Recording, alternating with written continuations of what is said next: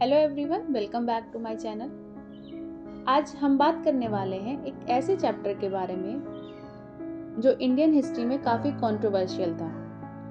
जी हाँ, मैं बात कर रही हूँ इमरजेंसी के बारे में। इमरजेंसी 1975 से 1977 तक लगी थी और इसने देश को हिला के रख दिया था। लेकिन आखिर ये इमरजेंसी लगी क्यों, इसके पीछे का रीज़न क्या था और इसका इम्पैक्ट क्या पड़ा, ये सब हम आज समझने वाले हैं। तो चलिए शुरू करते हैं।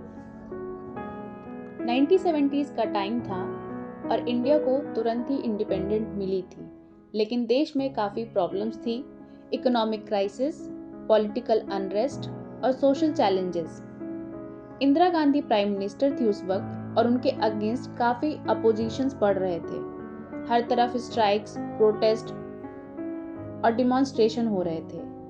भारतीय जनता पार्टी के लीडर अटल बिहारी वाजपेयी और सोशलिस्ट लीडर जयप्रकाश नारायण, जिनको जेपी नारायण भी कहा जाता था, उन्होंने टोटल रेवोल्यूशन का कॉल दिया था। उनका कहना था कि इंदिरा गांधी की सरकार करप्ट और अनडेमोक्रेटिक हो गई है। आखिर इमरजेंसी के पीछे रीजन क्या था? तो जो हमने अभी तक बात की वो तो बैकग्राउंड हो गया, लेकिन असली रीजन इलाहाबाद हाई कोर्ट के एक डिसीजन के बाद जून 12, 1975 को इलाहाबाद हाई कोर्ट ने इंदिरा गांधी को इलेक्शन फ्रॉड के लिए गिल्टी डिक्लेयर कर दिया और उनकी लोकसभा सीट को कैंसिल कर दिया। उन्होंने रूल किया कि उन्होंने इलेक्शन जीतने के लिए माल प्रैक्टिसेस की थी। इस डिसीजन के बाद इंदिरा गांधी के पॉलिटिकल करियर पे काफी बड़ा सवाल उठ गया। इसके बाद क्या होता है? इंदिरा गांधी पे इमेंस प्रेशर आने लगा और जेपी नारायण के प्रोटेस्ट भी इंटेंसिफाई होने लगे थे। जेपी ओपनली बोल रहे थे कि आर्मी और पुलिस को सरकार के अगेंस्ट स्टैंड लेना चाहिए। यहाँ से सिचुएशन और आउट ऑफ कंट्रोल होने लगी थी और जून 25, 1975 को इंदिरा गांधी ने प्रेसिडेंट फखरुद्दीन अली अहमद को रिक्वेस्ट किया to declare emergency under article 352 of the constitution. आखिर ये इमरजेंसी थी क्या?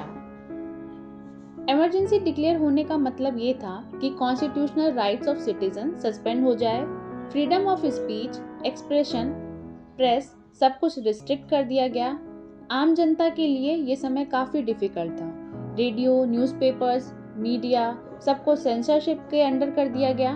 कोई क्रिटिसिज्म अलाउड नहीं था। Even leaders like JP Narayan, Morarji Desai और अदर्स लीडर्स को जेल में डाल दिया गया। पार्लियामेंट को सस्पेंड कर दिया गया और रूल थ्रू ऑर्डिनेंसेस किया गया। इंदिरा गांधी का कहना था कि देश इंटरनल डिस्टरबेंस से गुजर रहा है। उन्होंने कहा कि देश को एनार्की से बचाने के लिए यह इमरजेंसी जरूरी थी। उनका यह भी कहना था कि इकोनॉमिक रिफॉर्म्स और डेवलपमेंट को स्मूथली इम्प्लीमेंट करने के लिए भी इमरजेंसी जरूरी थी। एग्जाम्पल के लिए ग्रीन रेवोल्यूशन और फैमिली प्लानिंग प्रोग्राम्स को एग्रेसिवली प्रमोट किया गया। तो आखिर ये इमरजेंसी के दौरान हुआ क्या? इमरजेंसी के टाइम में काफी कुछ हुआ और सब कुछ उथल पुथल कर दिया गया। फोर्स्ड इविक्शन, मीडिया सेंसरशिप, जबरदस्ती स्टरलाइजेशंस, ये सब हाईलाइट होने लगे। संजय गांधी, जो इंदिरा गांधी के बेटे थे, उन्होंने काफी ज्यादा पावर का यूज किया और उनका रोल कंट्रोवर्शियल था। देश में एक एटमॉस्फेयर ऑफ फियर और सप्रेशन बन गया था। कोई भी ओपनली सरकार के अगेंस्ट नहीं बोल सकता था।